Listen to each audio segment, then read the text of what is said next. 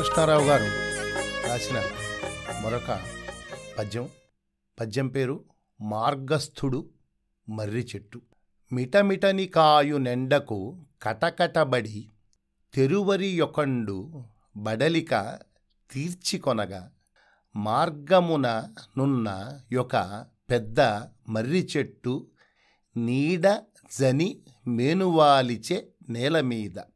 ఒక బాటసారి ఉన్నాడు. ఆ బాటసారి ఎక్కడికో వెళ్తున్నాడు. ఆ రోజుల్లో ప్రయాణాలన్నీ కాలినడకన జరిగేవి. కొంతమంది చెప్పులు కూడా లేకుండా వెళ్ళేవాళ్ళు. అలాగా ఒక బాటసారి వెళ్తున్నప్పుడు ఎండ మిటమిటా కాస్తోంది. భారతదేశంలో ఎండలు ఎక్కువే కదా. అలాగా వెళ్తుంటే ఆ బాటసారి ఎండని భరించలేక నీడని వెతుకుతుంటే ఒక పెద్ద మర్రి చెట్టు కనిపించింది. ఆ మర్రి చెట్టు నీడకి అతడు చేరుకొని అక్కడ పడుకున్నాడు నేల మీద. దాన్ని నడుము వాల్చడం అని కూడా అంటారండి. మర్రి చెట్టు నీడన చేరివాడు నెమ్మదిగా నడుము వాల్చాడు. నిదుర పట్టక అటునిటు కదలియాడి, వాడికి ఎందుకో నిద్ర పట్టట్లేదు. అటు ఇటు దొల్లుతున్నాడు. చుట్టూ చూస్తున్నాడు కళ్ళు తెరిచి. అల్లిబిల్లిగా నేలపై నల్లికొనిన పండ్లతోనున్న గుమ్మడి పాదుజూచి ఇట్లు తలపోసే నాతండు హృదయమందు. మర్రి చెట్టు నీడన చేరాడు. చుట్టూ చూస్తుంటే ఏం కనిపించింది? నేల మీద ఒక గుమ్మడిపాదు కనిపించింది. ఆ గుమ్మడిపాదు ఎలాగుందయ్యా అంటే బాగా అల్లిబిల్లిగా అల్లుకుంది, దట్టంగా అల్లుకుంది. దాన్ని చూస్తే వాడికి ఒక ఆలోచన వచ్చిందట. అతడు హృదయంలో ఇలా అనుకుంటున్నాడు.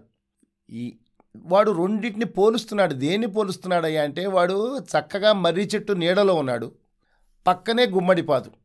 ఇప్పుడు చూడండి ఏం జరుగుతుందో. వాడు మనస్సులో ఇలా అనుకుంటున్నాడు. మర్రి చెట్టుని గుమ్మడి తీగని పోలుస్తున్నాడు. చేవచాలని గుమ్మడి తీగయందు బాణలంతేసి కాయల బాదుకొలిపి మిన్ను నంటెడు పెను మర్రి వృక్షమునకు చిటికాయల నమరించే సృష్టికర్త. గుమ్మడి తీగకి బలం ఉండదు.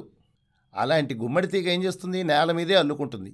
ఆ నేల మీద అల్లుకున్న గుమ్మడి తీగకిట బాణలంతేసి, బాణ అంటే దాదాపు దానిలో ఒక 100, 150, 200 లీటర్ల నీళ్లు పట్టుకోవచ్చు అనమాట. ఇదివరకు పాతకాలంలో అన్ని ఇళ్ల ముందు బాణలు ఉండేవి. ఆ బాణల్లో నీళ్లు పోసి పెట్టేవాళ్ళు. ఎవరన్నా లోపలికి వచ్చేటప్పుడు, కొత్త వాళ్ళు వచ్చినా ఇంట్లోకి వెళ్ళేటప్పుడు చక్కగా కాళ్ళు కడుక్కొని వెళ్ళేవాళ్ళు అనమాట. బాణలంతేసి కాయల పాదుకొలిపి. ఇప్పుడు బ్రహ్మదేవుడు గురించి వీడు మాట్లాడుతున్నాడు. సృష్టికర్త. ఏమండి బ్రహ్మదేవుడు చూడండి ఏం చేశాడో అని వాడు మనస్సులో అనుకుంటున్నాడు అనమాట. గుమ్మడి తీగకేమో బాణలంతేసి కాయలు పెట్టాడు. మిన్నునంటెడు పెను మర్రి వృక్షమునకు. ఆకాశాన్నంటే మర్రి చెట్టు వాడికి కనబడుతుంది కదా ఎదురుగా. వాడు ఆ మర్రి చెట్టు కిందే ఉన్నాడు ఇప్పుడు. ఆ మర్రి చెట్టుకి చిట్టి గోళీలంత కాయలు పెట్టాడు ఈ సృష్టికర్త అని చెప్పి వాడికి ఆలోచన వచ్చిందనమాట. ఇప్పుడు చూడండి తర్వాత పద్యం. ఔరా సర్వజ్ఞుడని పెద్ద పేరెగాని బొమ్మ యొనరించు సృష్టిజాలమ్మునందు అకట నికటము కానట్టి దొకటి కలదే. బుద్ధి పెడతల బట్టెబో వృద్ధుడగుట. వీడు అనుకుంటున్నాడు ఇంకా మనస్సులో పక్కన ఎవరు లేరు కదా, వాడు ఒక్కడే ఆలోచిస్తున్నాడు. ఔరా సర్వజ్ఞుడని పెద్ద పేరే గాని, బ్రహ్మకి సర్వజ్ఞుడని పేరుంది అంటే అన్నీ తెలిసినవాడు. సర్వజ్ఞుడు అంటే బ్రహ్మకి తెలియని విషయం ఉండదన్నమాట అని మన వాళ్ళు అంటారు కదా. అలాంటి బ్రహ్మ గురించి వీడు అనుకుంటున్నాడు. ఏమనుకుంటున్నాడు? బ్రహ్మ యొనరించు సృష్టి జాలమ్మునందు. బ్రహ్మ చేస్తున్న ఈ సృష్టిలో అకట నికటము, అక్కడ పెట్టాల్సినవి ఇక్కడ పెడతాడు, ఇక్కడ పెట్టాల్సినవి అక్కడి పెడతాడు. ఏది వరుసలో చేయడు సరిగ్గా. అకట నికటము కానట్టి దొకటి కలదే. ఇంకా చిట్ట చివరికి ఏం చెప్తున్నాడు చూడు. బుద్ధి పెడతల బట్టెబో వృద్ధుడగుట. ఈ బ్రహ్మకి ముసలితనంలో బుద్ధి పెడతల పట్టింది అంటే బుద్ధి తిన్నగా వెళ్ళటలేదు, ఎటేటో ఆలోచిస్తున్నాడు. ఆయన చేస్తూ ఏం చేస్తున్నాడు? అన్ని మర్రి చెట్టుకేమో చిన్న కాయలు పెడతాడు, చిన్న కాయలు. తర్వాత ఏమో గుమ్మడి తీగకేమో బాణలంతేసి కాయలు పెడతాడు చూడండి అని చెప్పి అనుకుంటున్నాడు. ఇప్పుడు వీడు ఇంకా కొంచెం ముందుకెళ్ళి ఇంకొక ఆలోచన వచ్చింది వాడికి. దానేం చెప్తున్నాడు? అట్టే తానొక నేర్పరి ఎయ్యనేని పెద్ద చెట్టున కనువైన పెద్ద పండ్లు చిన్న చెట్టున కనువైన చిన్న పండ్లు కూర్పనగుగాని ఈ తారుమార్పులేలా. ఏం బాగల బ్రహ్మ సృష్టి. నేనే గనక బ్రహ్మ యొక్క పదవిలో గనక ఉంటే పెద్ద చెట్టుకి పెద్ద పెద్ద పళ్ళు పెట్టేవాడిని, చిన్న చెట్టుకి చిన్న చిన్న పండ్లు పెట్టేవాడిని అని చెప్పి అనుకుంటున్నాడు వాడు. ఈ తారుమారు పనులు నేను చెయ్యను అని కూడా వాడు అనుకుంటున్నాడు అనమాట. సరే అనుచు నీరీతి తలపోసి కొనుచు నంత కొంతసేపటికి ఆతండు కూర్కు చెందే గాలి గిట్టట్టు కొమ్మల కదలియాడ మర్రికాయలు పడే వాని బుర్రపైని. ఇలాగా వాడు ఆలోచిస్తుంటే కొంతసేపటికి వాడికి నిద్ర పట్టింది, కునుకు పట్టింది అంటారు కదా, కూర్కు చెందే నిద్ర పట్టేసింది. వాడు అలా నిద్రపోతున్నాడు, చక్కగా గాలి వీస్తోంది మర్రి చెట్టు కింద, వాడు నిద్రపోతున్నాడు. అలా నిద్రపోతున్నప్పుడు ఆ గాలికి మర్రి కొమ్మలు కదిలాయి. కదిలి గాలికిట్టట్టు కొమ్మలు కదలియాడ మర్రికాయలు పడేవాని బుర్రపైని. 4 కాయలు రాలి అక్కడ ఇక్కడ పడ్డాయి, 2 వాడి తల మీద కూడా పడ్డాయి. ఇప్పుడు ఏం జరిగిందో చూద్దాం. దద్దరిలి లేచి తన తల తడివి కొనుచు అయ్యయే ఇవ్వియే పెద్ద పండ్లయ్యనేని భళ్ళు మంచును నా తల బ్రద్దలగుచు యమునివాకిట ప్రాతకాపగుదుగానే గాదే. వెంటనే ఆ కాయల మీద పడగానే మెలకు వచ్చేసింది, తల తడువుకుంటున్నాడు. అప్పుడు వాడికి ఆలోచన వచ్చిందనమాట.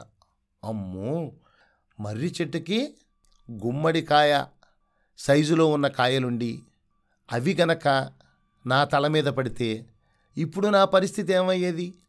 భళ్ళు మంచును నా తల బద్దలగుచు, ఈ పాటికి నా తల బద్దలైపోయి యముడి యొక్క సదనానికి వెళ్ళేవాడిని, అంటే నేను చచ్చి యముడి దగ్గరికి వెళ్ళిపోయేవాడిని కదా అని చెప్పి వాడికి అప్పుడు అనిపించిందనమాట.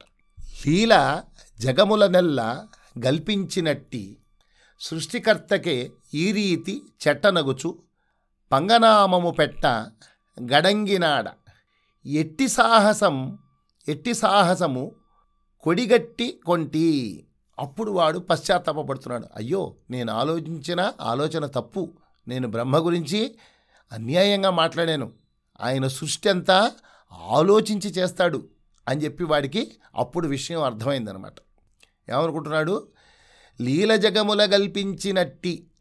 ఆయన బ్రహ్మ ఏం చేస్తాడు? చాలా చక్కగా తక్కువ సమయంలో సృష్టి చేసేస్తాడు.